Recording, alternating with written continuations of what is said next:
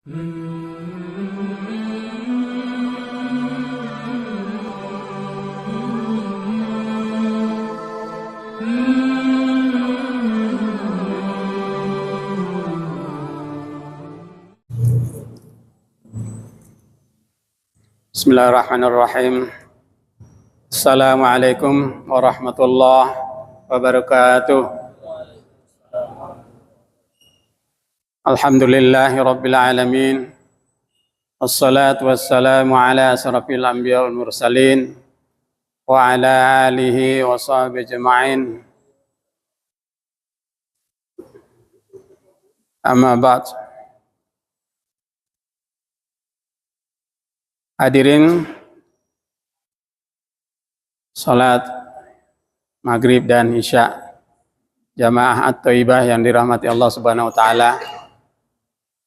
Pertama, mari kita panjatkan puji syukur pada Allah Subhanahu wa taala yang telah melimpahkan berbagai kenikmatan pada kita, terutama nikmat sehat walafiat, nikmat iman Islam, sehingga kita dapat hadir di tempat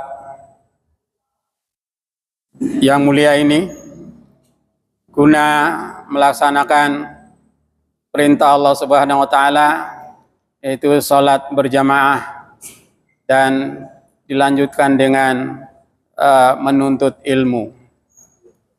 Salawat dan salam kita sampaikan pada junjungan kita Nabi besar Muhammad sallallahu alaihi wasallam serta keluarganya dan pengikutnya hingga akhir zaman. Semoga kita kelak akan bersamanya Rasulullah sallallahu alaihi wasallam di surganya Allah Subhanahu wa taala. Amin ya rabbal alamin. Hadirin yang mulia, saya berkesempatan tampil di sini untuk menggantikan Ustadz Syafiq yang berhalangan. Kemudian saya mencoba menghubungi beberapa ustadz-ustadz yang beken. Ya, ternyata semuanya tidak bisa mengisi. Ustadz Aska, Ustadz Agus, Ustadz Rahmat lagi di Jonggol, Ustadz Arif Andi nggak sempat, Ustadz Ali Imron nggak ngangkat. Ya daripada kosong, kalau Ustadz Hasan, insya Allah besok yang ngisi, nggak enak berturut-turut katanya gitu. Ya mau tidak mau, ya saya mencoba mengisi seadanya daripada kosong. Mudah-mudahan apa yang saya ingin sampaikan ini bermanfaat bagi kita dalam kehidupan kita beragama. Ya, Bapak-bapak yang dirahmati Allah Subhanahu wa taala, saya ingin mencoba menyampaikan atau membacakan tentang Al-Quran. Begitu pentingnya bagi kita sebagai umat Islam, ya, di mana Al-Quran itu kita kenal sebagai hudal linnas, petunjuk bagi manusia dan pembeda, Al-Furqan, ya, ada antara yang hak dan yang batil. Itu pentingnya Al-Quran. Allah menurunkan Quran itu pada kita sebagai panduan dalam hidup kita. Mana yang benar, mana yang batil, jelas, ya, dalam Al-Quran itu, ya. Jadi Allah sendiri mengancam pada orang yang tidak peduli dengan Al-Quran. Dalam surat Hud kalau tidak salah, ya, diancamnya wa nahsyuruhu yaumal qiyamati a'ma. Ya. Di hari kiamat nanti akan dibutakan a'ma. Naudzubillah min dzalik. Maka mumpung kita masih ada umur, ya, masih ada umur, ada kesempatan, ya, jangan, kalau ada kesempatan sempatkan, ya.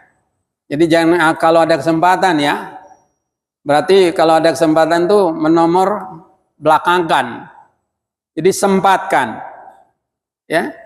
Jadi harus beri waktu untuk kita belajar Al-Quran. Mulai dari belajar membaca, mulai dari membaca memahaminya, kemudian mengamalkannya, dan mengajarkannya.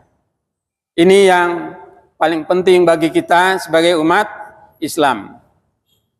Selain Al-Quran, diturunkan Allah Subhanahu wa Ta'ala sebagai pedoman dan pembeda bagi kita. Rasulullah SAW menyampaikan beberapa fadilah daripada membaca Al-Quran itu, ya, di mana disebutkan bahwa Al-Quran itu yang pertama fadilahnya disebutkan bahwa Al-Quran itu akan menjadi syafaat kelak di yaumil qiyamah. Menjadi syafaat di yaumil qiyamah. Ya, bagaimana dalam hadis yang diriwayatkan oleh dari Abu Umamah, ya, yang diriwayatkan dalam hadis Muslim nomor 804, ya. Dalam hadis tersebut, an Abi Umamah radhiyallahu an qala sami'tu Rasulullah sallallahu alaihi wasallam qala iqra'al Qur'ana fa innahu ya'ti yaumal qiyamati syafi'an li ashabihi.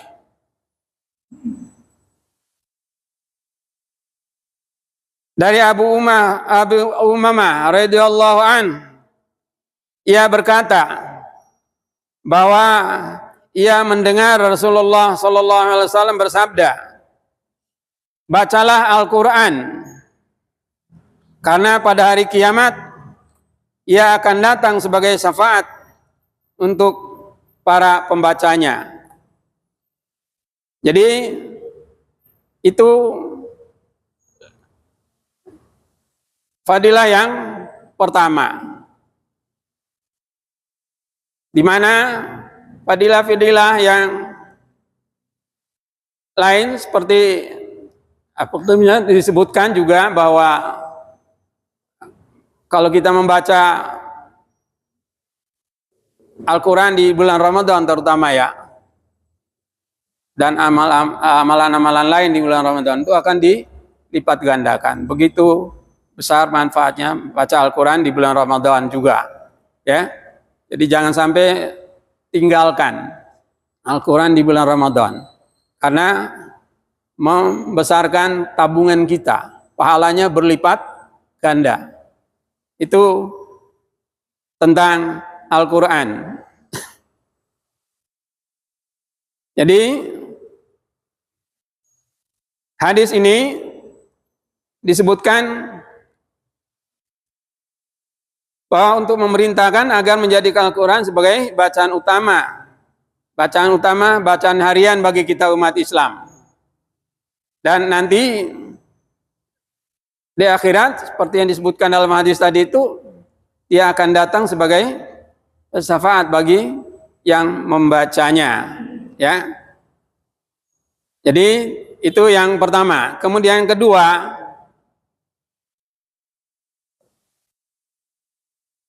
orang yang membaca Al-Quran itu dinyatakan sebagai sebaik-baiknya manusia, kata Rasulullah SAW. Ya, sebagaimana dalam hadisnya diriwayatkan oleh Tirmizi, yaitu dari Utsman bin Affan, ya, radhiyallahu an, qala Rasulullah sallallahu alaihi wasallam, khairukum man ta'allama al-Qur'an wa 'allamah. Ya. Nabi bersabda, sebaik-baik kalian maksud di sini adalah manusia, ya, atau orang Islam yang membaca Al-Qur'an, ya. Sebaik-baik kalian adalah yang mempelajari Al-Qur'an kemudian mengajarkannya. Ini manfaat dari Al-Quran yang kedua menurut hadis Nabi Sallallahu Alaihi Wasallam.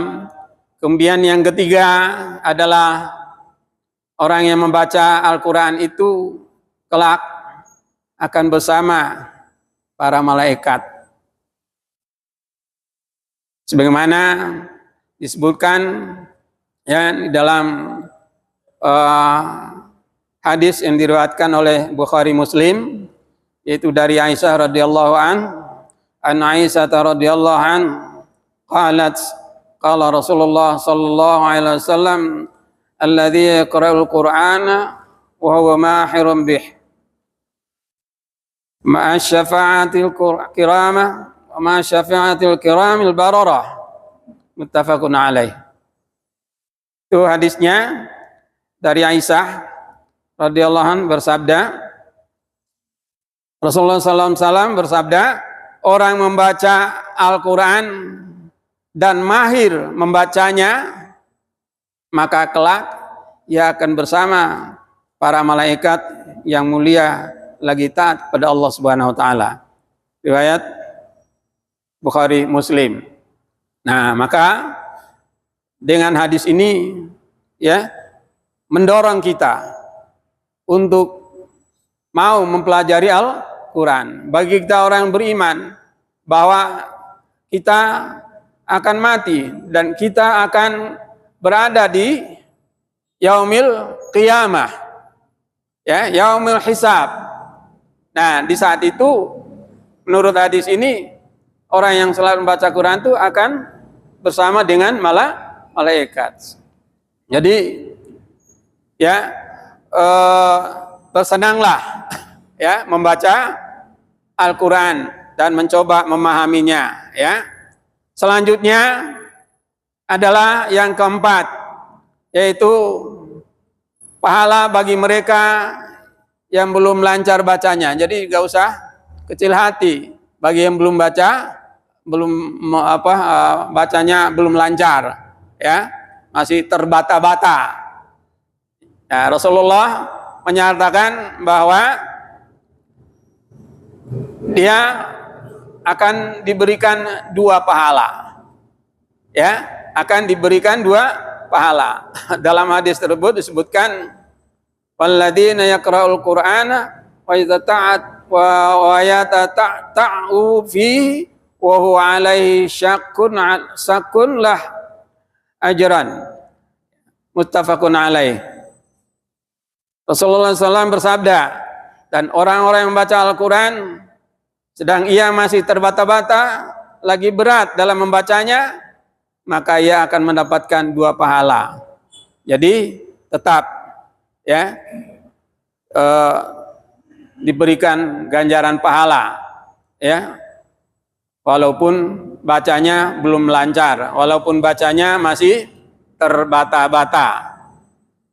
Kemudian yang kelima, yaitu akan menaikkan derajat,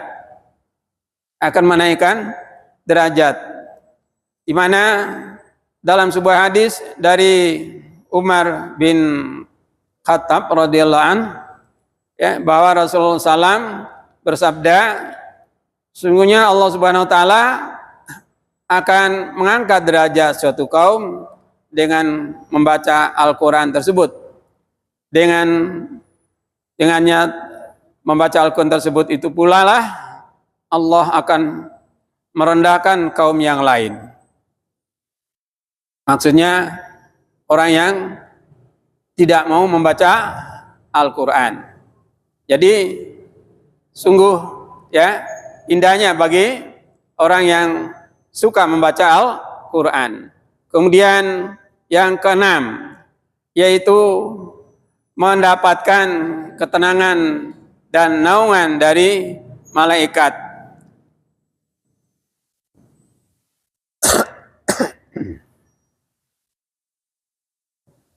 Di mana di dalam hadis disebutkan dari Abu Hurairah radhiyallahu anhu berkata, ya,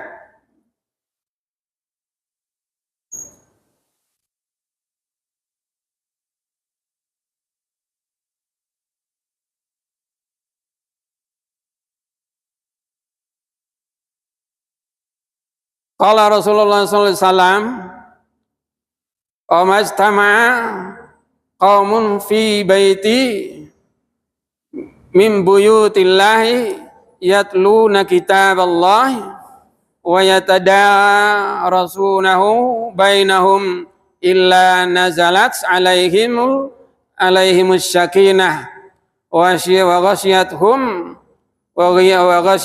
rahmah wa khaffathumul malaikatu wa dzakarahumullahu fi man indah." Dari Abu Hurairah radhiyallahu anhu, ia berkata, bersabda Rasulullah SAW, tidaklah berkumpul orang-orang dari satu rumah, dari rumah-rumah Allah untuk membaca kitab sucinya dan mempelajarinya, kecuali akan diturunkan kepada mereka ketenangan. Jadi kita yang seperti yang biasa kita lakukan di sini itu, ya, dijanjikan oleh ya Rasulullah SAW dalam hadisnya itu akan diberikan ketenangan. Ya, mereka diliputi pula oleh rahmat. Apa itu rahmat? Yaitu kebaikan-kebaikan yang diberikan oleh Allah Subhanahu wa Ta'ala. Ya, kemudian dikelilingi oleh malaikat dan disebut-sebut oleh Allah di kalangan makhluk yang di dekatnya. Ini hadis riwayat Muslim, ya. Itu yang keenam. Kemudian yang ketujuh, dihindarkan dari sifat dengki. Dihindarkan dari sifat dengki. Ya, sebagaimana disebutkan dalam sebuah hadis,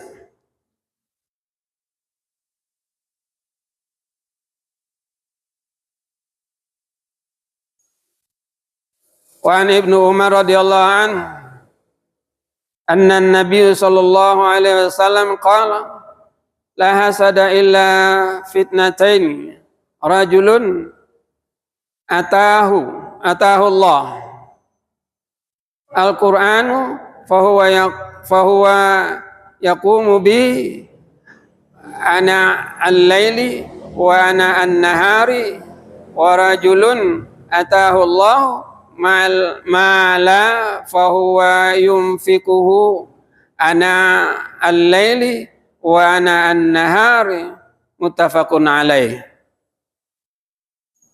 Dari Ibnu Umar radhiyallahu anhu berkata, Pak Nabi sallallahu alaihi wasallam bersabda, tidak dihalalkan dengki itu melainkan terhadap dua macam orang, yaitu orang yang diberi kepandaian oleh Allah Subhanahu wa taala dalam hal Al-Qur'an, lalu ia diberi dengan Al-Quran itu membaca sambil memikirkan dan mengamalkannya di waktu malam dan di waktu siang. Juga seorang yang dikaruniai oleh Allah akan harta, lalu ia menafkahkannya di waktu malam dan siang untuk kebaikan. hadis riwayat muttafaqun alaih. Nah, ini yang ke-7. Kemudian yang ke-8,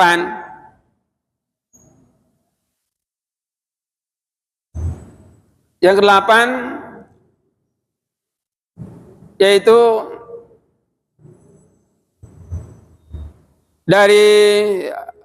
diriwayatkan dari Imam Ibnu Majah.